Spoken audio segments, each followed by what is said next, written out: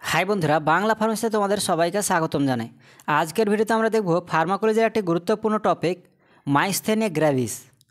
মাইস্থেনিয়া গ্র্যাভিস কেন হয়, মাইস্থেনিয়া গ্র্যাভিস হলে কি কি সিমটম দেখতে পাওয়া যায় এবং মাইস্থেনিয়া গ্র্যাভিসকে ঠিক করার জন্য কোন কোন ওষুধগুলো ডাক্তারবাবুরা প্রেসক্রাইব করে থাকে অথবা ব্যবহার হয়ে থাকে তা বিস্তারিত জানবো এই ভিডিওর মাধ্যমে। তো ভিডিওটিকে স্কিপ না করে সম্পূর্ণ দেখতে থাকো। তোমরা দেখছো বাংলা ফার্মেসি, আমি ফার্মাসিস্ট মাসুদ আলম আজকে আছি তোমাদের সাথে। তো চলো একটু ভিডিওটা শুরু করা যাক। তো ভিডিওটি শুরু করার আগে তোমাদেরকে কিছু কথা বলে দিই। তোমরা যে স্ক্রিনে দেখতে পাচ্ছ ছবিটি, এখানে উপরের অংশটিকে বলা হয় মোটর নার্ভ এন্ডিং, অর্থাৎ প্রিসাইন্যাপটিক নার্ভ বলা হয় একে। এই প্রিসাইন্যাপটিক নার্ভে অ্যাসিটাইলকোলিন স্টোর থাকে। তোমরা দেখতে পাচ্ছ ভেসিকেলগুলোতে অ্যাসিটাইলকোলিন স্টোর থাকে। নিচের যে অংশটি এটাকে বলা হয় muscle end plate or postsynaptic nerve, একে বলা হয় postsynaptic nerve. Postsynaptic নার্ভে অবস্থান করে নিকোটিনিক রিসেপ্টর। ঠিক আছে, মনে রাখতে হবে পোস্ট সাইন্যাপটিক নার্ভে অবস্থান করে নিকোটিনিক রিসেপ্টর। যে নিকোটিনিক রিসেপ্টরে অ্যাসিটাইলকোলিন এসে বাইন্ড হয়। তার আগে বলে দিই, এই প্রিসাইন্যাপটিক নার্ভ এবং পোস্ট সাইন্যাপটিক নার্ভের মাঝের অংশটিকে বলা হয়, মধ্যবর্তী অংশটাকে বলা হয় সাইন্যাপটিক জাংশন, অর্থাৎ নিউরোমাস্কুলার জাংশন। ঠিক আছে, এই প্রিসাইন্যাপটিকের নিচের ফাঁকা জায়গাটাকে বলা হয় নিউরোমাস্কুলার জাংশন। প্রিসাইন্যাপটিক নার্ভ যখন অ্যাসিটাইলকোলিন রিলিজ করে, সেই অ্যাসিটাইলকোলিন পোস্ট সাইন্যাপটিক নার্ভের নিকোটিনিক রিসেপ্টরে এসে বাইন্ড হয় এবং যখনই বাইন্ড হয় তখন আমাদের মাসল কন্ট্রাকশন শুরু হয়ে যায়, অর্থাৎ মাসল কন্ট্রাকশন করে। কিন্তু আমাদের বডি অ্যান্টিবডি প্রডিউস করে। ঠিক আছে, আমাদের ইমিউন সিস্টেম যে অ্যান্টিবডি প্রডিউস করে, ওই অ্যান্টিবডি পোস্ট সাইন্যাপটিক নার্ভের অবস্থানকারী এই নিকোটিনিক রিসেপ্টরে এসে বাইন্ড হয়ে যায়, যার ফলে নিকোটিনিক রিসেপ্টরকে ব্লক করে দেয়। সেখানে অ্যাসিটাইলকোলিন বাইন্ড হতে পারে না, যার ফলে আমাদের মাসল কী হয়, রিল্যাক্স হয়ে পড়ে, নিচের দিকে ঝুলে যায়। এই কন্ডিশনটাকে বলা হয় মাইস্থেনিয়া গ্র্যাভিস। অর্থাৎ অ্যাসিটাইলকোলিন নিকোটিনিক রিসেপ্টরে বাইন্ড না হতে পারার কারণে যখন আমাদের মাসল রিল্যাক্স হয়ে যায়, ঠিক আছে, ঝুলে যায়, সেই কন্ডিশনটাকে বলা হয় মাইস্থেনিয়া গ্র্যাভিস। আশা করি তোমরা জায়গাটা বুঝতে পেরেছো শর্টে। বিস্তারিত আমরা নিচে দেখব পয়েন্ট টু পয়েন্ট।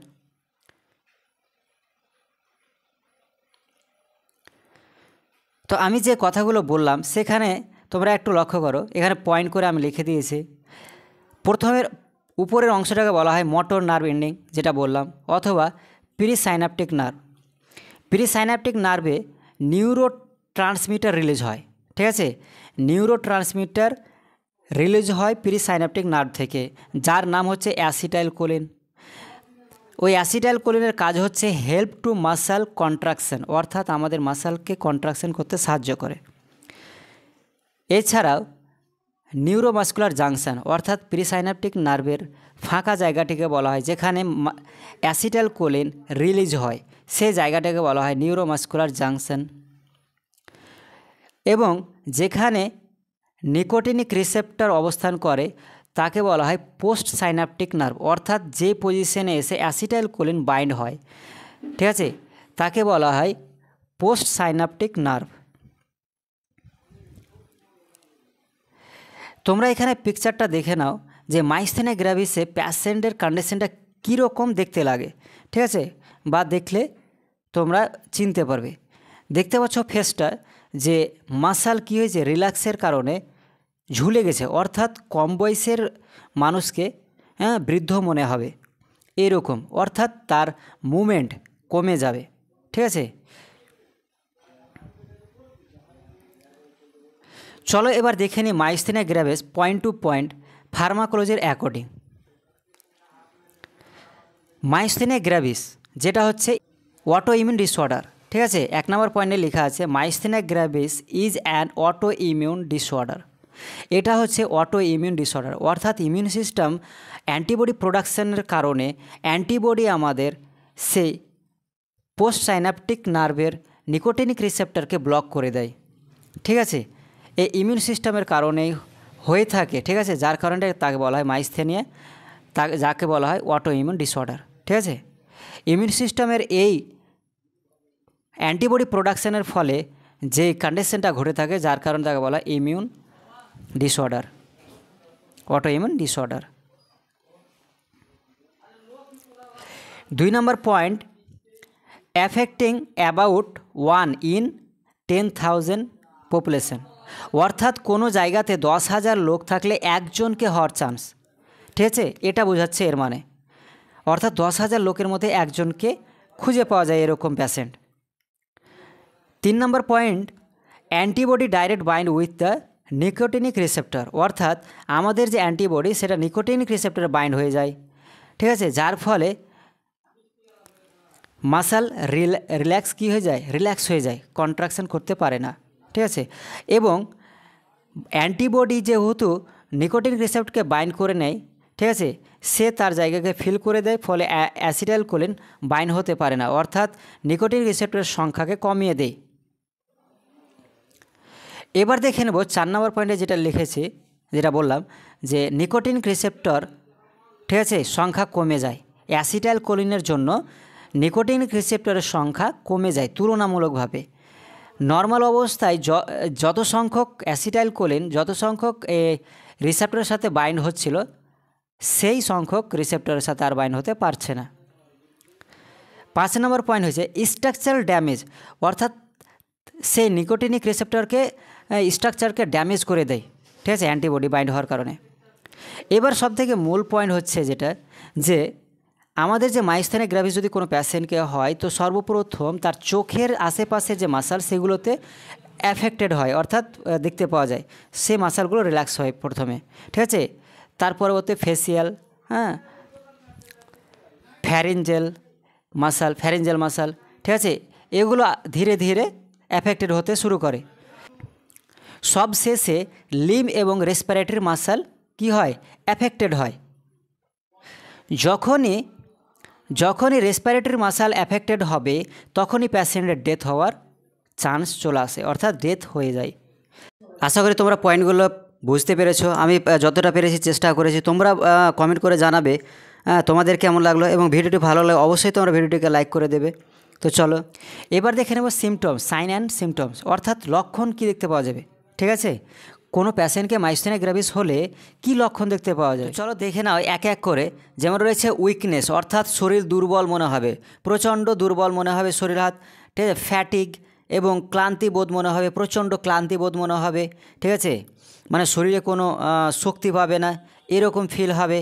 ঠিক আছে, প্রচণ্ড খাস্তানা বোধ মনে হবে। টকিং, অর্থাৎ কথা বলতে প্রবলেম হবে, প্রপারলি কথা বলতে পারবে না।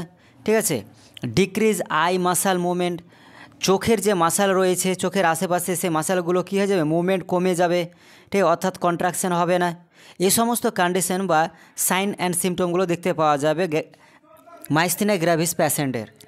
মাইস্থেনিয়া গ্রাভিস প্যাশেন্টের জন্য টেস্ট করা হয়, ডায়াগনোসিস করা হয়। ঠিক আছে, সে ডায়াগনোসিসের নাম হচ্ছে টেনসিলন। ঠিক আছে, টেনসিলন টেস্ট, অর্থাৎ এন্ড্রোফোনিয়াম টেস্ট, যেখানে 2 থেকে 10 mg ইন্ট্রাভেনাস এন্ড্রোফোনিয়াম দেওয়া হয়। ঠিক আছে, এন্ড্রোফোনিয়াম আইভি দেওয়া হয়, এটাকে বলা হয় টেনসিলন টেস্ট। এবার দেখে নেব ট্রিটমেন্ট, অর্থাৎ কি কি ওষুধ ইউজ করা হয়। ট্রিটমেন্টের জন্য অ্যান্টিকোলিনেস্টেরজ ড্রাগ ইউজ করা হয়। অ্যান্টিকোলিনেস্টেরজ কোনটা, নিওস্টিগমিন, পাইরিডোস্টিগমিন। নিওস্টিগমিন 15 mg ওরালি দেওয়া হয়, 6 ঘন্টা অন্তর অন্তর দেওয়া যায়। পাইরিডোস্টিগমিন হচ্ছে লং অ্যাক্টিং ড্রাগ। ঠিক আছে,